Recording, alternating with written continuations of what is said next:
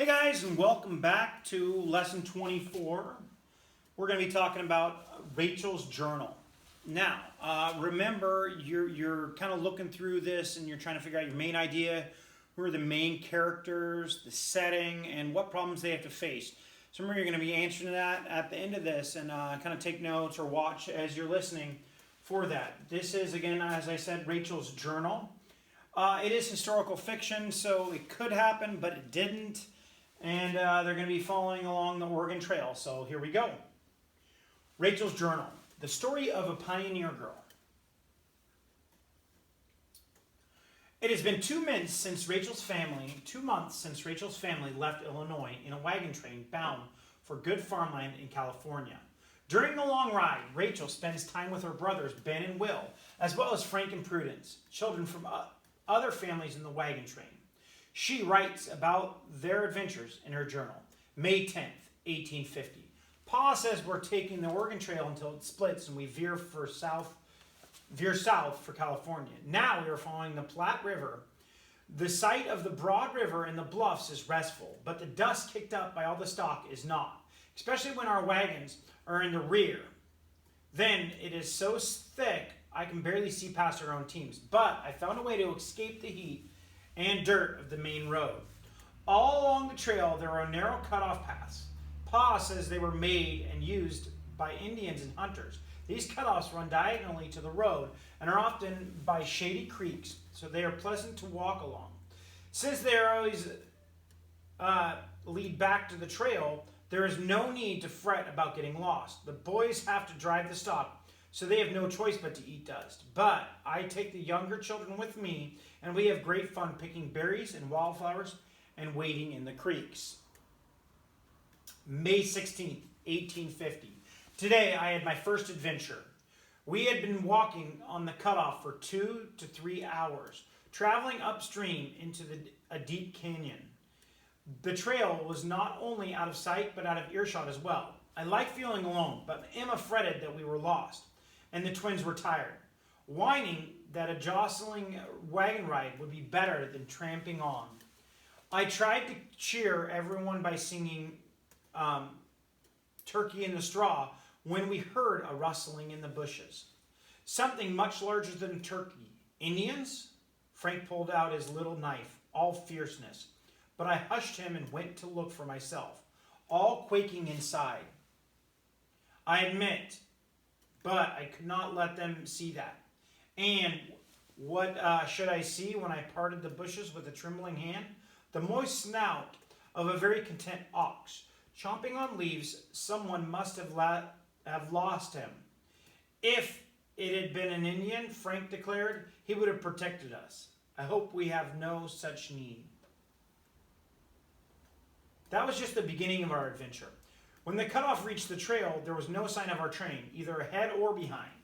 There was nothing for it but to continue on the cutoff in hopes of coming out ahead of our wagons soon. On and on we walked. Frank and Emma never complained, nor did little Caroline. But those twins whined worse than the mosquitoes.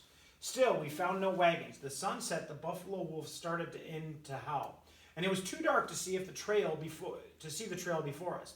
I would have sat down in the darkness and cried, but I had to take care of the others. Then I recalled what Ben had said about looking for a high viewpoint if you get lost, so I urged everyone up a hill before us. It was not very high, but we were rewarded with the sight of 3 campfires.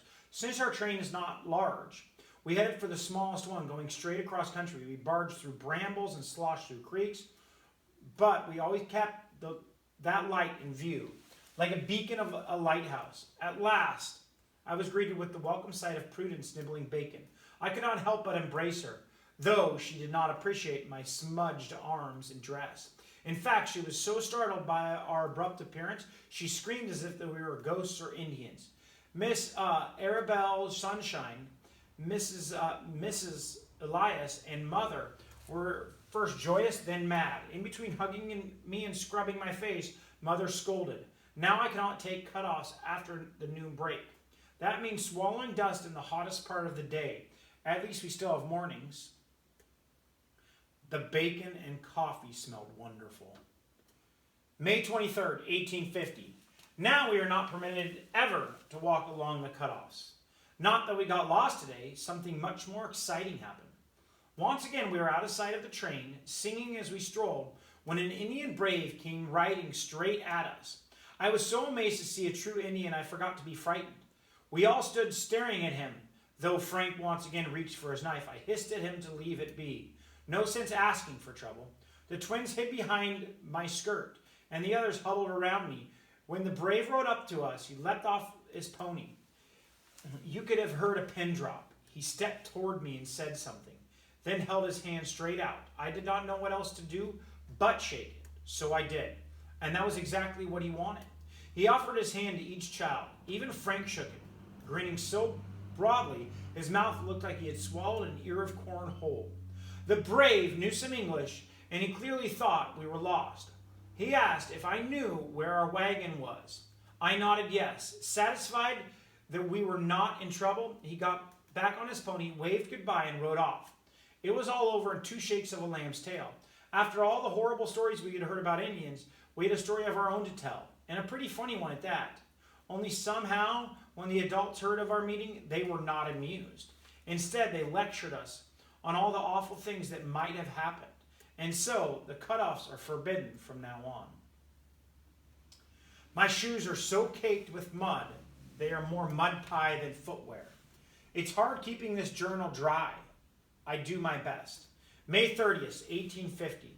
It has rained for days, which has the benefit of keeping down the dust, but the disadvantage of turning the trail into an enormous puddle. Despite our cover claiming to be watertight, everything is soaked through. The Platte is swollen and wild. I am relieved we do not have to ford it. Pa says we will reach the government ferry tomorrow.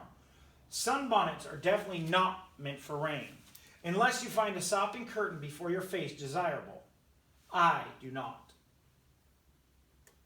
The prairie is so low and the sky so close that in a storm you feel the clouds pressing down on you. June 7th, 1850. Yesterday was the first time I felt truly scared. Getting lost, howling wolves, Indians, nothing compares to the fury of this river. We arrived at the ferry only to discover that it had broken loose of its moorings when the rain started. Some men finally retrieved it, but it took so long that an enormous line of wagons waited ahead of us to take the ferry. The man said it would be 3 weeks before our turn came. Mr. Elias warned that we were already behind schedule, and such a long delay would surely mean crossing the Sierra Nevadas in the snow, Nevada mountains in the snow. No one wants to suffer the fate of the Donner Party, frozen and starving in the mountains. Mr. Elias determined that we should take the wagons off their wheel beds and raft them over the river. The current was swift and the banks like quicksand, but there was no other way. Both Sunshine families balked at the danger and refused to go first. Mr. Elias offered to cross, but he has young children, so Pa suggested we go. Mother's face was drawn tight, but she nodded. Ben and Will stayed behind to drive the stock over. So Pa, Mother, and I each took a pole to make our way across. The waves were high, and it was hard to keep from tipping. Twice I almost fell in. The second time I lost my pole and clung onto the wagon hoops. Not much help to anyone after that. Somehow we landed. My knuckles were white from holding so tight to the hoops, but Mother's face was even paler. What a relief to be on land again. The worst part was trying to avoid the sandy islands in the middle of the broad river. I could not steer worth a bean.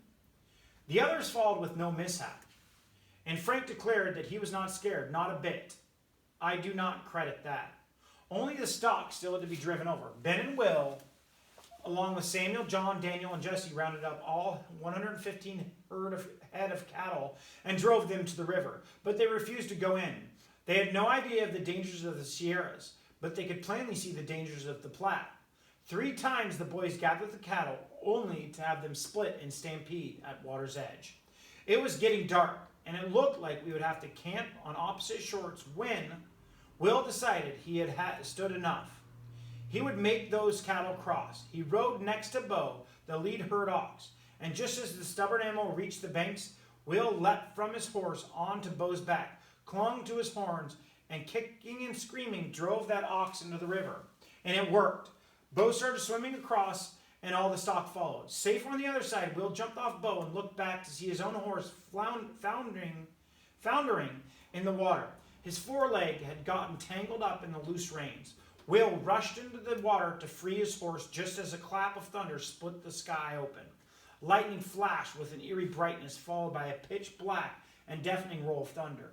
In the dark, we could not see Will, but his horse clambered safely onto shore. When the next lightning flashed, Pa cried out that Will had made it to the sandbar in the river. Whether he was dead or alive, no one could say. And while the storm raged, no one dared swim out to rescue him. This was a miserable and awful night.